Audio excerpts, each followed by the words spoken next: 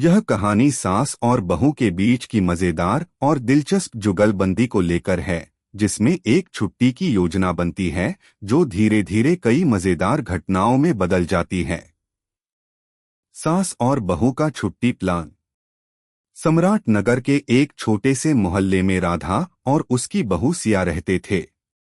राधा, जो अब कुछ बड़ी उम्र की हो चुकी थी, एक सधी हुई और पारंपरिक महिला थी, जबकि सिया, राधा की बहू, एक आधुनिक सोच वाली युवती थी। दोनों के बीच एक अच्छा रिश्ता था, लेकिन कभी कभी हल्की फुल्की नोकझोंक भी हो जाती थी। हालांकि इस बार कुछ खास था। राधा और सिया ने मिलकर एक छुट्टी पर जाने का प्लान किया था। यह कुछ ऐसा था जो राधा के जीवन में पहली बार होने जा रहा था। अगर आप अपनी माँ से प्यार करते हो और उनको हमेशा खुश देखना चाहते हो तो चैनल को सब्सक्राइब करो, लाइक करो, हर हर महादेव कमेंट करो। बहुत ही जल्द आपको खुशखबरी मिलेगी। प्लीज वीडियो को लास्ट तक जरूर देखें। अब आगे सुने। मुझे लगता है कि हमें कहीं बाहर जाना चाहिए, मान जी। कुछ दिनों के लिए एक जगह चुपचाप बैठकर आराम करेंगे, सिया ने उत्साह के साथ कहा। राधा ने चश्मा उतारते हुए सोचा, पहले तो मुझे घर के कामों में ही सुकून मिलता था, लेकिन शायद ये छुट्टी का आइडिया अच्छा हो। वह एक पल के लिए चुप रही, फिर हंसते हुए बोली, ठीक है, लेकिन कहाँ जाना है?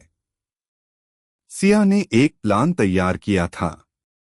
मैंने सुना है कि माउंट आबू बहुत सुंदर जगह है। वहाँ ठंडक भी होगी और हम अच्छे से आराम भी कर सकते हैं।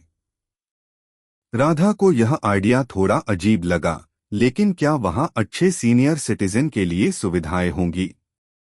मान जी, माउंट आबू में ढेर सारी सुविधाएं हैं, और अगर आप चाहें तो हम आराम से शॉपिंग भी कर सकते हैं, सिया ने तसल्ली देते हुए कहा।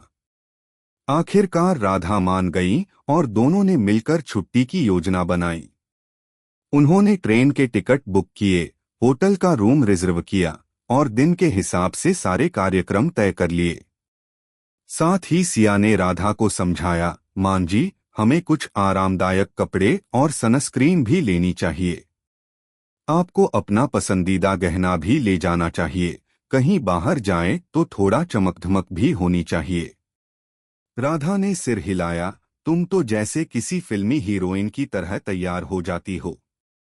जैसे जैसे छुट्टी का दिन नजदीक आ रहा था, सास और बहू दोनों की उलझनें भी बढ़ने लगीं। राधा को सिया का कुछ ज्यादा ही उत्साह थोड़ा ज्यादा लग रहा था। सिया ने हर छोटी बात पर सुझाव देना शुरू कर दिया था। मान जी, उस दिन की सुबह हम जल्दी उठकर योग करेंगे। मान जी, सूरज को देखने के लिए हमें सुबह सुबह पहाड़ की चोटी पर चढ़ना चाहिए। राधा को यह सब थोड़ा ज्यादा लगने लगा। एक दिन जब दोनों ट्रेन में बैठकर माउंट आबू की ओर रवाना हो रहे थे, राधा ने चुटकी ली, क्या सिया, अब तो मुझे यह समझ में आता है कि तुमने ये यात्रा क्यों सुझाई, ताकि तुम मुझसे कम से कम 2 दिन के लिए छुट्टी पर छुटकारा पा सको। सिया मुस्कुराते हुए बोली, नहीं मान जी, ऐसा कुछ नहीं है। बस आपको नई जगह पर आराम करना चाहिए। आप हमेशा घर के कामों में उलझी रहती हैं। माउंट आबू पहुंचते ही दोनों को एक नया अनुभव हुआ। राधा को यह सब कुछ बहुत अजनबी और नया सा लगा।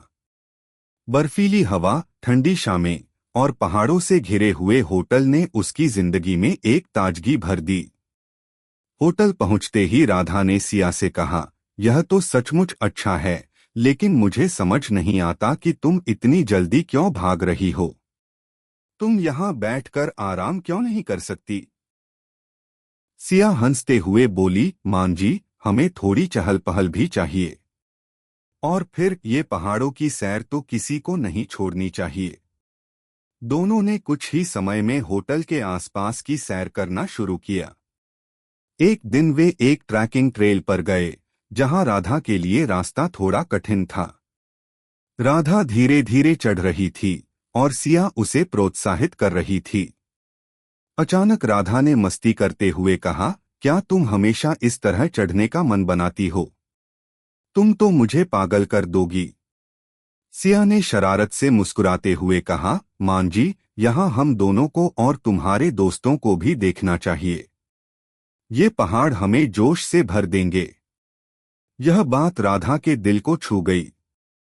वह सोचने लगी कि सिया कितनी बदलाव लेकर आई है।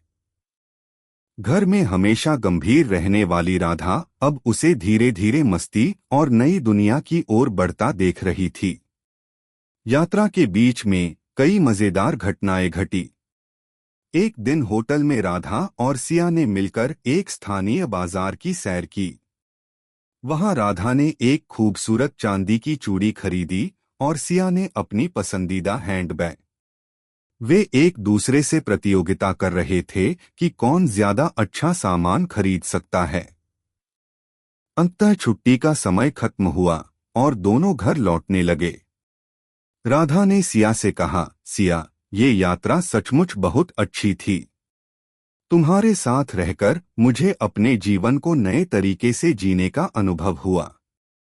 सिया ने गहरी सांस ली और कहा, मान जी, मैंने जो कुछ भी किया वह सिर्फ आपकी खुशी के लिए था। आप मेरे लिए सबसे ज्यादा मायने रखती हैं। दोनों घर लौटे, लेकिन उनके दिलों में उन खुशनुमा पलों की यादें हमेशा के लिए बस गईं। इस छुट्टी ने दोनों के रिश्ते को एक नई दिशा दी थी और अब वे जीवन के और भी अच्छे और खुशहाल लम्हों का इंतजार कर रहे थे।